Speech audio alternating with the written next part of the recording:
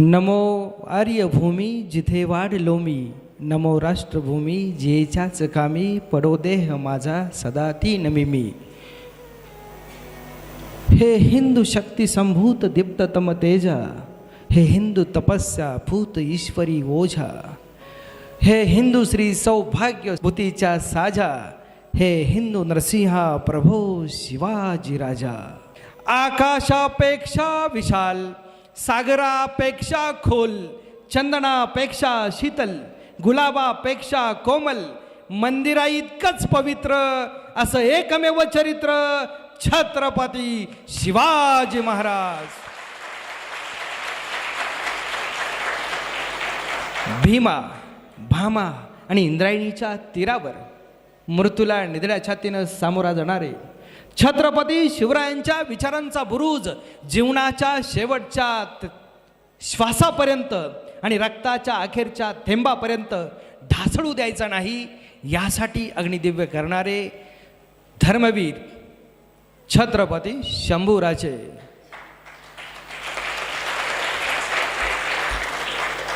तीनशेवी जन्मशताब्दी ज्यांची साजरी करतोय त्या धर्मरक्षक पुण्यश्लोक अहिल्याबाई होळकर आणि एकूण तमाम देवदेवतांना महापुरुषांना अभिवादन करून राष्ट्रीय स्वयंसेवक संघ देहू गटाच्या खरं तर चिखली नगराच्या या दीपावली स्नेहमिलनाच्या निमित्तानं व्यासपीठावर उपस्थित असणारे 2 मान्यवर आणि समोर उपस्थित असणारे अनेक मान्यवर, त्यामध्ये ज्यांनी नुकतंच अतिथी म्हणून मनोगत व्यक्त केलं ते सकाळचे उपसंपादक आमचे सन्माननीय मार्गदर्शक आदरणीय पितांबरजी प्रल्हादजी लोहार, समोर उपस्थित असणारे, आपण चिखलीत राहतो आहे, आपण पिंपरी चिंचवडमध्ये राहतो आहे, फक्त पिंपरी चिंचवडच नाही, पुणे जिल्हाच नाही, महाराष्ट्रच नाही, तर देशामध्ये असा एक आमदार आहे जो हिंदुत्वाचा बुलंद आवाज घेऊन जातो.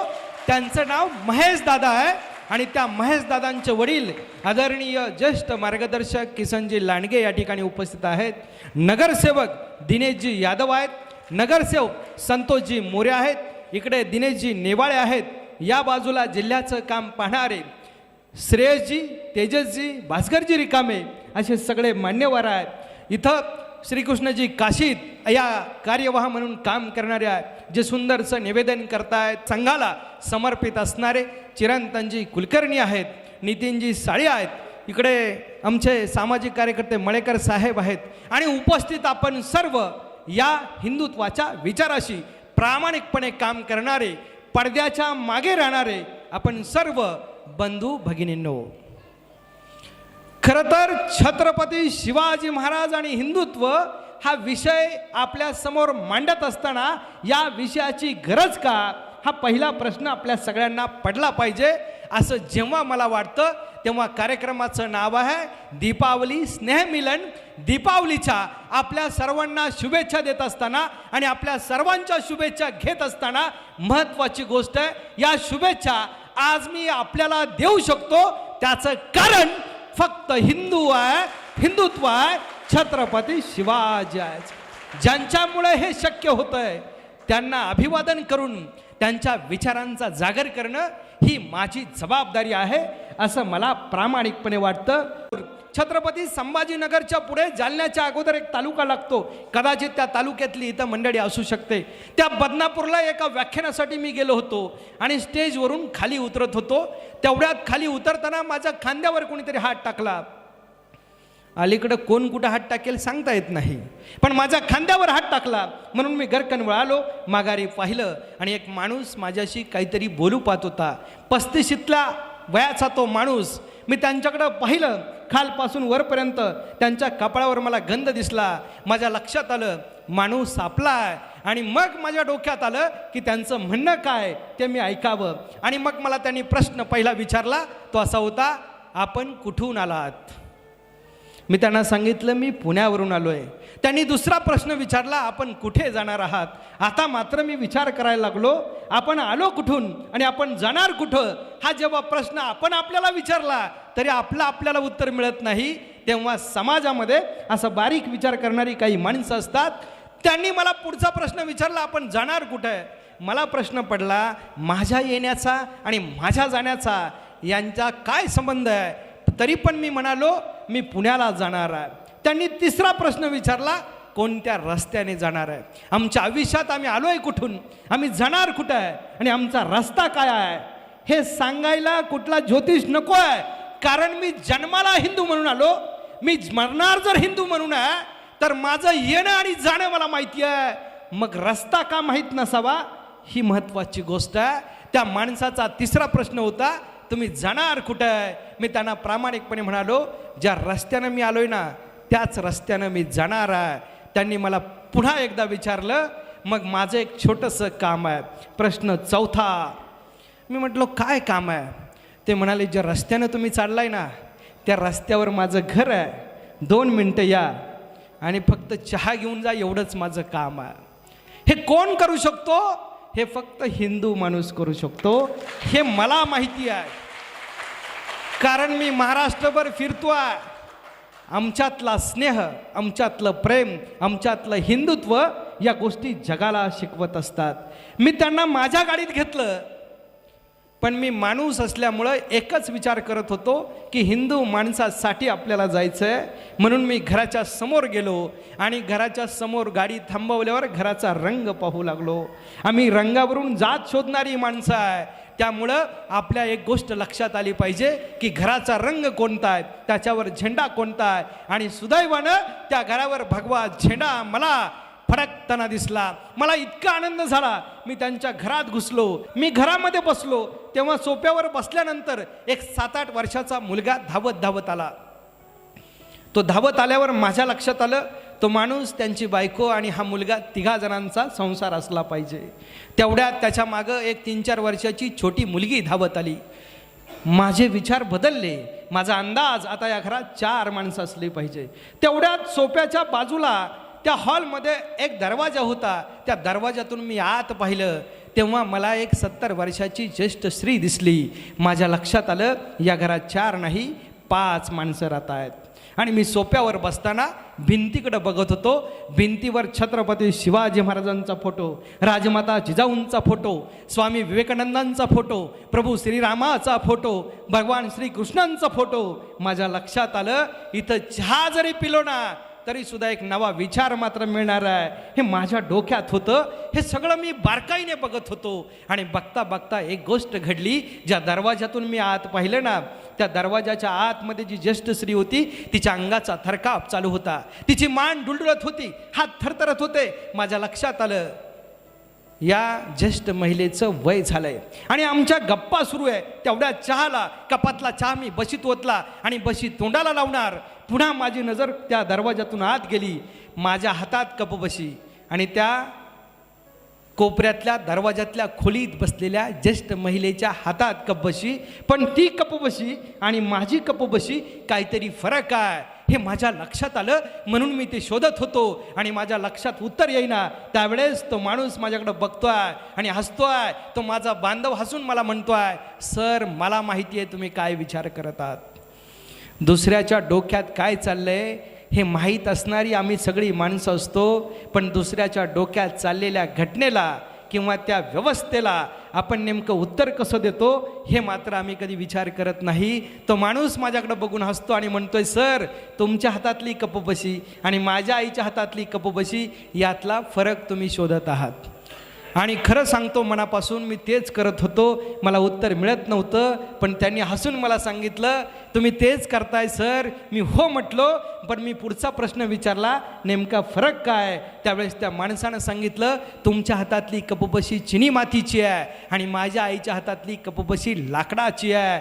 मग माझ्या लक्षात आलं, फरक हा आहे. माझा पुढचा प्रश्न आहे, हा फरक का. त्यावेळेस त्या माणसानं सांगितलं, माझ्या आईचं वय झालंय. गेल्या 2-3 वर्षामध्ये माझ्या आईचा हाताचा थरकाप होतो, कपबशा पडतात, फुटतात आणि मग माझ्या आईचे आणि माझ्या बायकोचे घरात भांडणं होतात. ही भांडणं झाली की माझी आई मात्र शांत बसायची, याच हॉलमध्ये यायची, या फोटोंकडं बघायची. आणि एक दिवस माझी आई मला म्हणाली, छत्रपती शिवाजी महाराजांच्या सोबत जिजाऊंचा फोटो आहे. शिवनेरीवर जे स्मारक आहे, छोट्या शिवबांना जिजाऊ साहेब हात दाखवून सांगतायत, त्या फोटोकडे पाहून माझी आई मला म्हणाली, अरे बाळा, आईला प्रत्येक मूल बाळ असतं. जिजाऊंना शिवबा सुद्धा शेवटपर्यंत राजे झाले तरी बाळ होते. माझी आई मला सांगत होती, अरे बाळा, तुला घरातली भांडणं जर मिटवता आली नाही तर समाजातली भांडणं तू कधी मिटवणार आहे? माझ्या आईला मी म्हटलं, आई तुला काय म्हणायचं आहे? आई म्हणली, एकतर माझा चहा बंद कर किंवा कब्बशी बदल. मग आईनं हा संदेश दिल्यानंतर मी मात्र बरेच दिवस विचार करत होतो. एक दिवस बाजारात गेलो, एक सुतारकाम करणारा माणूस गाठला आणि त्याला सांगितलं, लाकडाची कपबशी बनव. त्यानं लाकडाची कपबशी बनवली. आता पडली तरी फुटत नाही. माझ्या आईचं मला फार कौतुक वाटतं. मला सुद्धा तो प्रसंग आवडला, ऐकला. मी भारावून गेलो. मला मिळालेला शाल श्रीफळ मी त्या माणसाला सुपूर्द केला. त्याचं अभिनंदन, कौतुक केलं, स्वागत केलं. माघारी आलो. पण 8-10 दिवसाने पुन्हा एकदा त्या बदनापूर भागात मी जात होतो. मुद्दामून माझ्या बांधवाच्या, हिंदू बांधवाच्या घरासमोर गाडी थांबवली आणि हॉर्न वाजवू लागलो. मला मनापासून वाटायचं त्या बांधवानं यावं आणि माझ्याशी बोलावं. पण त्या माणूस घरी नसल्यामुळं त्यांचा तो 7-8 वर्षाचा मुलगा धावत धावत गाडीच्या जवळ आला आणि मला म्हणाला, काय काम आहे? तो काहीतरी लाकडाचं खेळणं खेळत होता. तसाच तो धावत आला. मी त्याला विचारलं, बाबा कुठे आहे? तो म्हटला, बाबा कामावर गेले. मी त्याला विचारलं, तू काय करतोय? तो म्हटला, काय नाही, कालांतराने आपल्या आईवडील म्हातारे होणार आहे, हे मला माहिती आहे, त्यांची व्यवस्था केली पाहिजे म्हणून लाकडाची कपबशी बनवतो आहे. याचा अर्थ काय होतो? याचा अर्थ असा होतो, आपलं बघून आपली मुलं वागत असतात. आपण काय करतो हे बघून ही चिमुकली वागत असतात.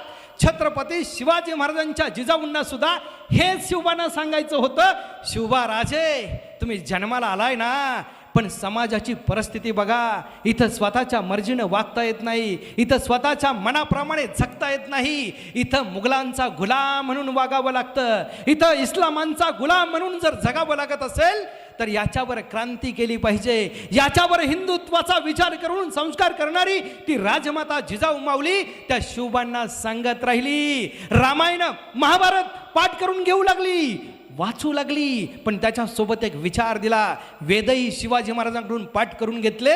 पण हे सगळं करत असताना त्या जिजाऊंनी शिवबांना सांगितलं, शिवबाराजे, रामायण महत्त्वाचं आहे, महाभारतही महत्त्वाचं आहे, वेदही पठण केले पाहिजे. पण नुसते वेद पठण नाही, वेदना जाणायला शिकलं पाहिजे. समाजाच्या वेदना जो जाणतो तो खरा राजा असतो. हे शिवाजी महाराजांना लहानपणी कळालं. आणि म्हणून शिवाजी महाराज घडत राहिले. हा संस्कार हिंदुत्वाचा हा आपल्या मुलांवर होणं ही काळाची गरज आहे. त्या जिजाऊ एवढ्यावर थांबल्या नव्हत्या. त्या शिवाजी महाराजांना सांगत होत्या, 350 वर्ष इथं अन्याय अत्याचारानं धिंगाणा घातलाय. 350 वर्ष इथल्या महिला माता भगिनींची आबरू लुटली जाते आहे. 350 वर्ष इथल्या अबालवृद्धांची कत्तल केली जाते आहे. 350 वर्ष आमची घरं बेचिराग केली जात आहेत. आणि याच्यावर आवाज उठवण्यासाठी आणि संघटन करण्यासाठी आज युवकांची फळी गरजेची आहे. शिवबाराजे, ते तुम्हाला करायचं आहे. हा हिंदुत्वाचा विचार मनावर कोरला गेला आणि शिवाजी महाराजांनी ठरवलं, उभी हयात घालवायची ना, ती माझ्या हिंदू बांधवांसाठी, माझ्या मातीसाठी. आम्हाला व्याख्या म्हणजे काय? मी हिंदू माता पित्यांच्या बायबापांच्या पोटी जन्माला आलो म्हणून हिंदू झालो, हे खरं आहे. पण एवढ्यावर ती व्याख्या थांबत नाही. ती व्याख्या अशी आहे, सिंधू नदीपासून सागरापर्यंत जो या भूमीला मातृभूमी, पुण्यभूमी, पितृभूमी मानतो तो खरा हिंदू असतो. हे काम आपलं आहे, ही महत्त्वाची गोष्ट आहे. आणि म्हणून हिंदू म्हणून आपण जर जन्माला आलो असेल, आमचं भाग्य आहे.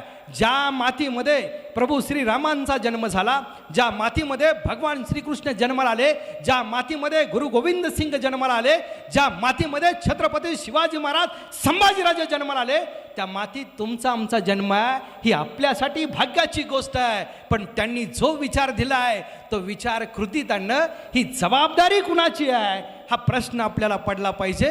हे मला मनापासून वाटतं. आणि त्याची उत्तर जेव्हा मी शोधतो ना, तेव्हा काल परवा मी एक खरं तर कविता वाचली. वास्तविकतेचं, आपल्या इतिहासाचं आणि येणाऱ्या काळाचं चिंतन मांडणाऱ्या कवितेच्या 4 ओळी मला जेव्हा महत्त्वाच्या वाटतात, तेव्हा आमचा कालचा वारसा, आजचं वर्तमान आणि उद्याचं भविष्य कशात सामावलंय हे लक्षात येतं, तेव्हा या 4 ओळी महत्त्वाच्या वाटतात. त्या 4 ओळीमध्ये पहिल्या सुरुवातीला कवी असं म्हणतो, पूर्वी बरंच बरं असायचं, सारं खरं खरंच असायचं. पूर्वी घराला ओसरी असायची, जात्यावर आजी बसायची, तिच्या तोंडामध्ये ओवी असायची. पूर्वी घराघरात पहाट व्हायची, प्रत्येकाच्या उराउरात ज्ञानेश्वरी फुलायची, तुकोबांच्या अभंगाने सूर्य उजळून निघायचा, गावही त्यावेळी पंढरपूर बनायचा. आमचं गाव हे तीर्थक्षेत्र असायचं, ही पूर्वीची स्थिती आहे. पूर्वी घराला उजळवणारा एक दिवा असायचा, बालगोपाळांचा मेळा त्याच्या भोवती जमायचा, गोष्टी ऐकता ऐकता मांडीवर डोळे लागायचे, पुस्तकांपेक्षाही आजीबाबा खूप सुंदर बोलायचे. आणि आताचं चित्र आहे, हल्ली घराघरात लाईट असते, रिमोटवरून प्रत्येकात जोरदार फाईट असते, मम्मीसुद्धा आजीवरती थोडी थोडी टाईट असते, घराची परिस्थिती फार फार वाईट असते.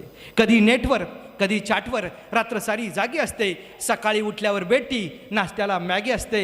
हल्ली लुगड्याला साडीतलं आणि कुंकवाला टिकलीतलं काहीच कळत नाही. रोज रोज पार्लरमध्ये जाऊन सुद्धा मम्मी आतून उजळत नाही, मम्मी आतून उजळत नाही.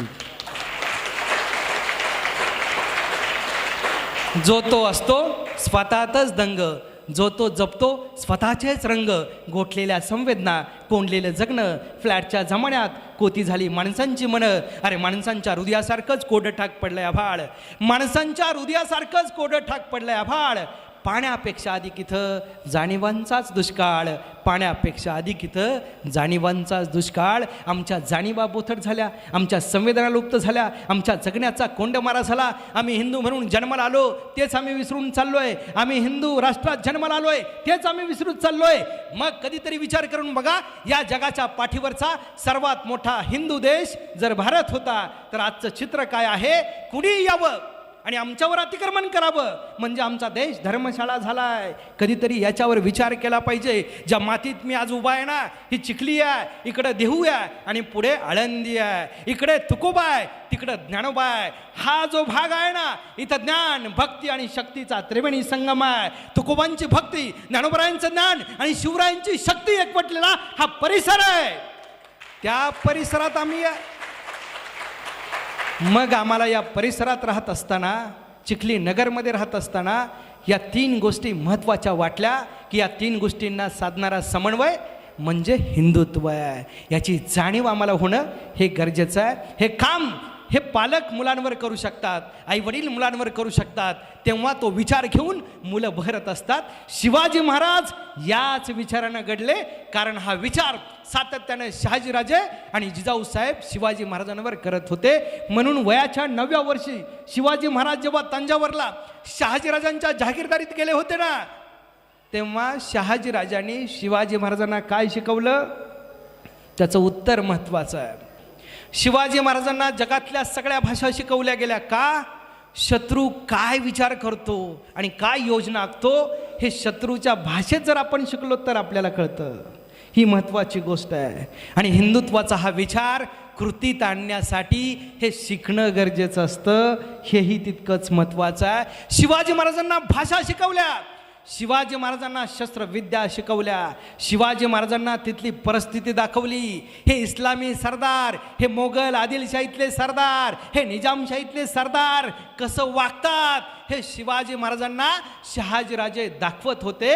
आणि दाखवताना एका बाजारात घेऊन गेले आणि शिवाजी महाराजांचं वय फक्त 9 वर्ष. त्या बाजारात फिरताना शहाजीराजांनी शिवाजी महाराजांना प्रश्न विचारला, शिवबाराजे काय विकत घ्यायचं? आता आपली मुलं असती तर यादी दिली असती, ॲपलचा मोबाईल किंवा काय ज्या वस्तू आहे ती यादी दिली असती. शिवाजी महाराज कोणत्या विचारानं घडतात हे महत्त्वाचं आहे आणि तो विचार महत्त्वाचा आहे. शिवाजी महाराजांनी 9व्या वर्षी आपल्या पित्याला आबासाहेबांना प्रश्न विचारला आहे. बाजारात काय घ्यायचं याचं उत्तर दिलं नाही, पण प्रतिप्रश्न केलाय. तो प्रश्न असा होता, आबासाहेब या बाजारात काय विकत मिळतं? आणि त्यावेळेचे पालक शहाजीराजे आणि जिजाऊसारखे हे सुज्ञ, जागरूक आणि येणाऱ्या परिस्थितीचा अभ्यास करणारे होते. आता आम्ही अभ्यास करत नाही. संकट आमच्या दाराशी आलंय तरी आम्ही शांत. जगाच्या यादीमध्ये सर्वात शांत असणारा धर्म कोणता असं उत्तर लिहायला हिंदू हे पहिलं उत्तर येतं. पण तुकोबाराने सांगितलंय, भले तर देऊ कासेची लंगोटी, नाठाळाचा माती हाणू काठी. हे सांगणारे तुकोबा आम्ही विसरतो. हिंदुत्वाची जाण असलेल्या माणसाला हे माहिती पाहिजे. जगाच्या स्पर्धेमध्ये मी मगाशी सांगत होतो, आम्ही चिखलीत आहे, आमच्याकडं वारकरी शिक्षण संस्था आहे. कुठलाही पगार शिक्षकांना दिला जात नाही, कुठलीही फी त्या वारकऱ्यांकडून घेतली जात नाही. हजारो वारकरी तयार होतात आणि प्रबोधनाचं, कीर्तनाचं, प्रवचनाचं काम करतात. ही आमच्या हिंदुत्वाची शिकवण आहे. पण आमच्या बाजूला बघतो तेव्हा आमच्या लक्षात येतं लाखोंचं अनुदान अल्पसंख्याकांच्या नावाखाली लुटलेलं, आणि तो विघातक कामं करण्यासाठी धर्मकेंद्र उभा करतो. हा फरक कधीतरी आम्ही लक्षात घेतला पाहिजे. जर विघातक काम करणाऱ्यांच्या संघटना तयार होतात तर चांगली काम करणारा आमचा समाज एकवटत का नाही, हा माझा प्रश्न आहे आणि हे महत्त्वाचं आहे. हाच विचार जिजाऊ आणि शिवबा या शिवबांच्या डोक्यावर जिजाऊ आणि शहाजीराजे करत होते आणि सातत्याने त्या विचारांचा प्रभाव ठेवत होते. म्हणून शिवाजी महाराज हा विचार करत होते. त्या बाजारातला प्रश्न होता शिवाजी महाराजांचा आबासाहेबांना, आबासाहेब या बाजारात काय काय विकत मिळतं, हा पहिला प्रश्न आहे. त्याचं उत्तर त्यांनी दिलेलं असं होतं, इथं सोनं नाणं चांदी जळ जवाहीर सारं, घोड्या हत्ती उंट विकत मिळतं, अगदी बाई आणि बाटली सुद्धा विकत मिळते. हे 9व्या वर्षी शिवाजी महाराज विचार करतायत.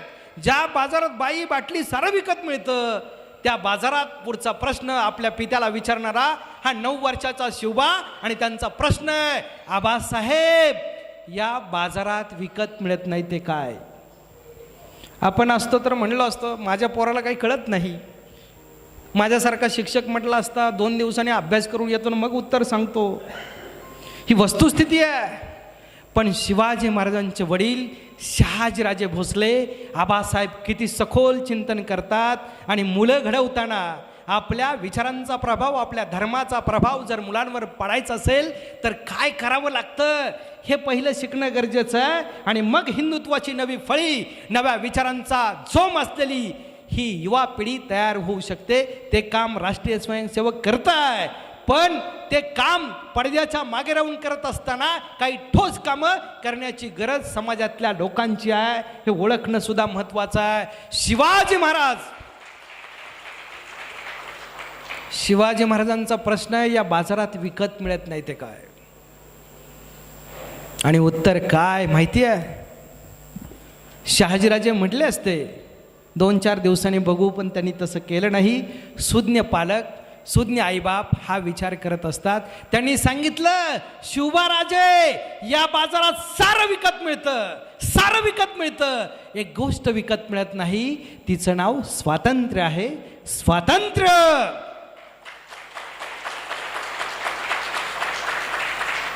पुढचा प्रश्न शिवाजी महाराजांचा, हे स्वातंत्र्य का विकत मिळत नाही?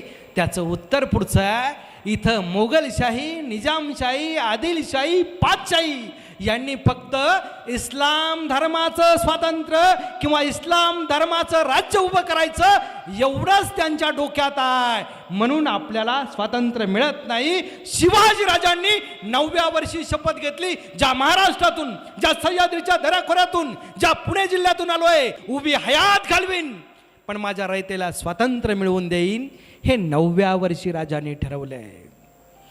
हा विचार कोण मनामध्ये पेरतं? हे पालक, आईवडील पेरू शकतात.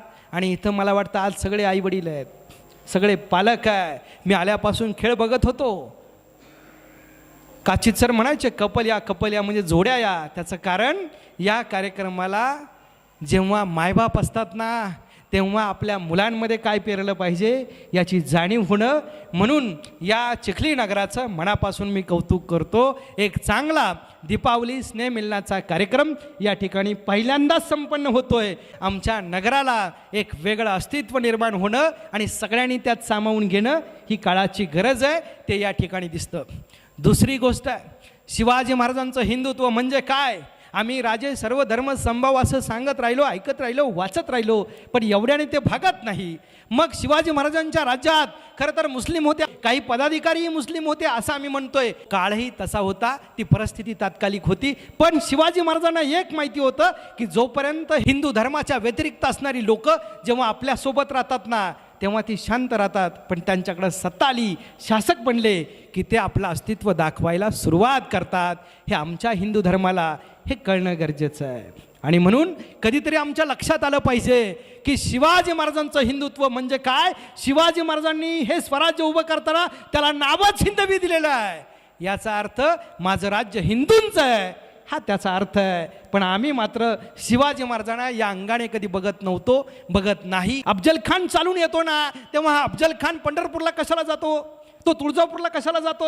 मग पंढरपूरची ती मूर्ती त्याला तोडायची असते. पंढरपूरला गेल्यानंतर तो तुळजापूरला आई भवानीच्या मूर्तीला तडा घालतो, ती मूर्ती तोडून टाकतो.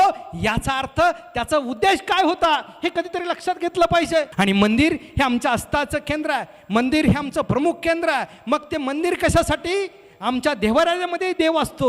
मग मंदिरातला देव आणि देवारातला देव फरक काय. पण विचार कुठं करतोय, त्याचा उद्देश असा आहे की देवाऱ्यातलं पावित्र्य हे व्यवहारात यावं म्हणून मंदिर असलं पाहिजे. कारण मंदिर हे गावात, मंदिर हे चौकात, सामाजिक ठिकाणी असतं. आणि त्यासाठी मंदिर आहे. मंदिर हे संघटनेसाठी आहे. मंदिर हा विचार प्रज्वलित करण्यासाठी आहे. हिंदू या शब्दामधलं हिंदुत्व हे प्रज्वलित ठेवणं हे प्रत्येक हिंदूचं काम आहे. पण आम्ही मात्र मला काय घेणं आहे, माझा काय संबंध आहे, असा जर विचार करत राहिलो आणि असा विचार शिवाजी महाराजांनी केला असता तर स्वराज्य मोठं झालं असतं का, उभं राहिलं असतं का. साधी गोष्ट आहे. एवढंच काय, शिवाजी महाराजांनी महाराणा प्रताप, पृथ्वीराज चव्हाण यांचाही अभ्यास केला, त्यांचं हिंदुत्व काय होतं. अशी कितीतरी उदाहरणं सांगता येतील की शिवाजी महाराजांनी हिंदुत्वाचा विचार इतिहासातून घेतला आहे. पण तो नुसता घेऊन चालत नाही, तो कृतीत आणला पाहिजे, हे महत्त्वाचं काम आहे. आणि म्हणून आपल्याला शिवाजी महाराज आणि हिंदुत्व समजून घेत असताना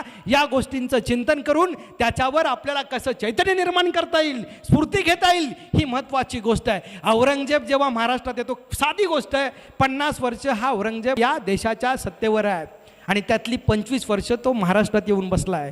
जो देशाचा सत्ताधीश व्हायला बघतोय तो आयुष्यातल्या महत्त्वाच्या 50 वर्षातले 25 वर्ष फक्त दख्खनमध्ये घालवतो. याचं कारण काय, कारण त्याला माहिती आहे हे हिंदू एवढे चिवट आहे, हे हिंदू एवढे खरं तर संघटित होऊ शकतात. यांना जर आपल्याला खेचायचं असेल, यांना जर निस्तनाबूत करायचं असेल तर आपल्याला इथंच येऊन बसावं लागेल. म्हणून औरंगजेब महाराष्ट्रात 25 वर्ष बसलाय. पण त्याला हे माहीत नव्हतं शिवाजी राजे संपले, संभाजी महाराज संपले, तरी सुद्धा हिंदूंनी त्याला याच मातीत गाडलेला आहे. ही हिंदुत्वाची खरी ताकद आहे. आमचा इतिहास दैदिप्यमान, आमच्या इतिहासाचा वारसा मोठा, आमचा इतिहास एवढा मोठा जाज्वल्य आहे. मग फक्त इतिहास सांगण्यासाठी आहे का, कधीतरी विचार केला पाहिजे ना. इतिहास फक्त ऐकण्यासाठी आहे का, इतिहास गाण्यातून किंवा शायरीतून व्यक्त करण्यासाठी आहे का, तर नाही. इतिहास हा कृतीत आणण्यासाठी आहे. आम्हाला सुद्धा आमच्या हिंदुत्वाची जाणीव जर लक्षात आली, ती हिंदुत्वाची जाज्वल्यता लक्षात आली, तर आम्ही सुद्धा तितक्याच क्रांतीनं, तितक्याच विचारानं, तितक्याच एकनिष्ठेनं या भारतभूमीशी प्रामाणिक राहून आपलं काम जर करत राहिलो तर आमच्या देशात ऐऱ्या गैऱ्याला येण्याची कधीच धमक होणार नाही. आणि त्याचं इथं येणं सुद्धा सार्थकी लागणार नाही, हे दाखवण्याची वेळ आहे. आणि म्हणून हिंदुत्व जपण्याची गरज आहे, ते संवर्धित होण्याची गरज आहे, ते जागृत होण्याची गरज आहे. भारत शब्द किती सुंदर आहे हो. याचा अर्थ काय, भा म्हणजे तेज आणि रथ म्हणजे रम्माण झालेला, तेजाच्या तपस्वितेत रम्माण झालेला जगातला सर्वात सुंदर देश म्हणजे आपला भारत आहे. आणि आपण भारतीय. पण आपण देशाच्या बाबतीत कधीच विचार करत नाही, कारण आपल्या घराच्या चौकोनाच्या पलीकडं विचार करायला आता वेळ मिळत नाही. आपण आपल्या शेजाऱ्याचा विचार करत नाही. त्यामुळं ज्या महापुरुषांनी, ज्या शिवाजी महाराजांनी, ज्या संभाजीराजांनी हे विचार कृतीतून आणून दिले. विवेकानंद जेव्हा अमेरिकेत गेले होते ना, त्याचं व्याख्यान संपलं आणि ते बाहेर येत होते आणि तिथं अनेक धर्माची लोक गोळा झाली, कारण धर्माचे प्रतिनिधी म्हणून ते अमेरिकेला गेले होते. तेव्हा विवेकानंदांनी कोणीतरी प्रश्न विचारला, आमचा धर्म बघा ना, जगावं कसं हे शिकवतो. विवेकानंदांनी त्यांचं ऐकलं आणि काय उत्तर दिलं माहिती आहे. विवेकानंदांनी उत्तर दिलं, कसं जगावं हे तर आमचाही धर्म शिकवतो, पण जगाच्या पाठीवर कसं मरावं हे फक्त आमचा हिंदू धर्म शिकवतो. आम्हाला जगण्याचं माहीत असतं, पण हे मरण्याचं प्रयोजन कशासाठी आहे याच्यावर आम्ही कोणतीही कार्यवाही करताना दिसत नाही. मला वाटतं छत्रपती शिवाजी महाराज, संभाजी महाराज यांचं जगणं आम्हाला कळालं आहे, पण त्यांचं मरणं आणि त्याचा हेतू काय होता हे लक्षात घेणं गरजेचं आहे. आज या दीपावली स्नेहमिलनाच्या निमित्तानं या हिंदुत्वाची खरी जाणीव आणि जागृती व्हावी हे आपल्या सगळ्यांना वाटतं, याचं मला महत्त्व आहे. ज्ञानोबराय 4थ्या अध्यायामध्ये असं म्हणतात, मी अविवेकाची काजळी फेडूनी विवेकती पोजळी, ते योगी या पाहे दिवाळी निरंतर. याचा अर्थ काय आहे? आमच्या डोक्यात जी काजळी आहे, आमच्या डोळ्यावर जो चष्मा आहे, आमच्या डोक्यात जे भूत आहे ते सगळं बाजूला काढायचं आहे. आम्ही दिवाळी म्हणजे अज्ञानाचा अंधकार दूर करून ज्ञानाचा दीप लावणं हे जर म्हणत असू ना, ज्ञानोबराय तेच म्हणतात की तुमच्या डोक्यात जी अविवेकाची काजळी आहे, जी तुमच्यावर खरं तर आपण बघतो एखाद्या काचेला जेव्हा काजळी येते तेव्हा स्पष्ट दिसत नाही, तसंच झालं आहे आमच्या हिंदुत्वाचं आणि आमच्या धर्माचं. आमच्यावर जी काजळी आलेली आहे ती बाजूला काढण्याची वेळ आहे आणि खरी दिवाळी त्यासाठी सार्थकी लावणं ही काळाची गरज आहे. आणि म्हणून हे आपल्या लक्षात येणं ही गरज आहे. एक गोष्ट तुम्ही सगळ्यांनी ऐकलेली असते की एक तलाव आहे, तलावाच्या काठावर एक झाड आहे, झाडावर एक कबूतर बसलं आहे आणि त्या झाडाच्या खाली जो तलाव आहे त्यामध्ये एक मुंगी पडलेली आहे. मुंगीचा जीव गुदमरतो आहे, तिला वाचवणारं कोणी दिसत नाही, तिला वाचवावं असं कुणाला वाटत नाही. त्यावेळेस झाडावर बसलेलं कबूतर आहे, ते विचार करतंय, ते पान तोडतंय, ते पाण्यात टाकतंय, त्या पाण्यातल्या पानावर मुंगी बसते आहे. मुंगी वाऱ्याच्या हेलकामानं त्या पानासोबत कडेला येते आहे आणि जेव्हा ती जमिनीला पान स्पर्श करतं ना, ती पानावरून खाली उतरते आहे आणि पानावरून खाली उतरल्यावर तिचा जीव वाचल्याचा तिला आनंद झाला आहे. कबुतरालाही आनंद झाला आहे. त्याच वेळेस कबुतराला मारण्यासाठी एक शिकारी, एक पारधी त्या झाडाच्या खाली येतो आहे. त्या पारध्याचा नेम त्या कबुतरावर लागतो आहे, नेम त्यानं धरला आहे. त्यावेळेस ती मुंगी विचार करते, ज्या कबुतरानं माझा जीव वाचवला आहे तो कबूतर आज धोक्यात आहे, त्याचा जीव जाण्याची वेळ आली आहे, मग मला काहीतरी केलं पाहिजे. ती मुंगी केवढीशी, तिचं डोकं केवढंसं, मग तिचा मेंदू केवढासा विचार करा. पण ती विचार करते ज्या कबुतरानं मला वाचवलंय त्या कबुतराचा जीव वाचला पाहिजे. म्हणून त्या कबूतर ज्या झाडावर बसलंय त्या पायथ्याला उभ्या असलेल्या पारध्याच्या जवळ ती जाते आणि जेव्हा तो बाण सोडणार आहे त्याच वेळेस त्याच्या पायाला चावा घेते, त्याचा नेम चुकतो, कबूतर वाचतं. ही गोष्ट आम्ही सगळ्यांनी ऐकलेली आहे.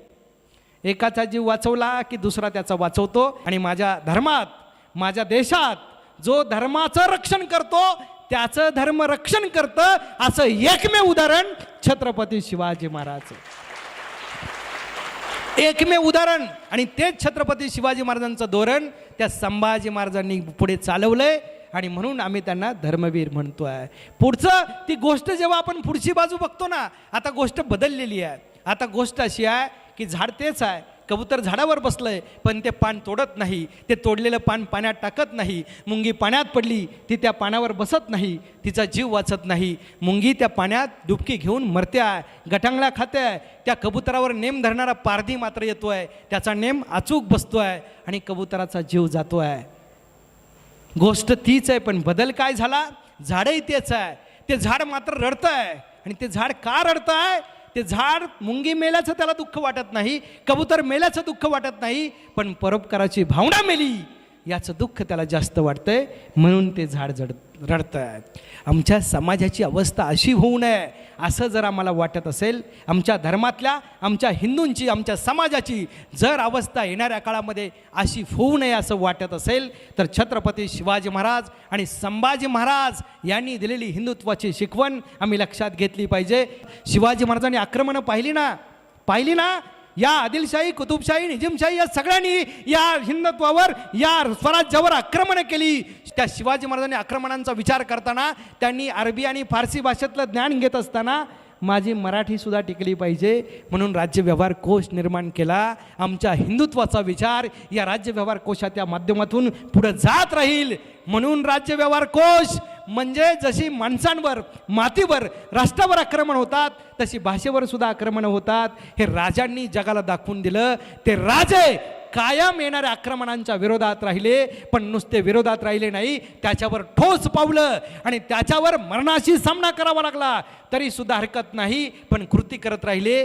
ते हिंदुत्व आहे. आपल्या सगळ्यांना दिवाळीच्या शुभेच्छा देत असताना हे दिवाळीचे दिवस कधीतरी विचार करून बघा. आमच्यावर धनाचा वर्षाव व्हावा म्हणून धनत्रयोदशी, आमच्या सोबत कायम लक्ष्मी असावी म्हणून लक्ष्मी पूजन, आमचा आयुष्य सदा गोड असावं म्हणून गोड असलेला पाडवा, आणि आमच्या बहीण भावाचं नातं अतूट राहावं म्हणून भाऊबीज. एवढा सुंदर सण दुसऱ्या कोणत्याही धर्मात दिसत नाही, तो फक्त हिंदू धर्म आहे. आणि म्हणून दिवाळी ही का महत्त्वाची आहे तो विचार या निमित्तानं होतो आहे, हे मला महत्त्वाचं वाटतं. त्या दिवाळीच्या शुभेच्छा देऊन थांबतो. जय हिंद, जय भारत.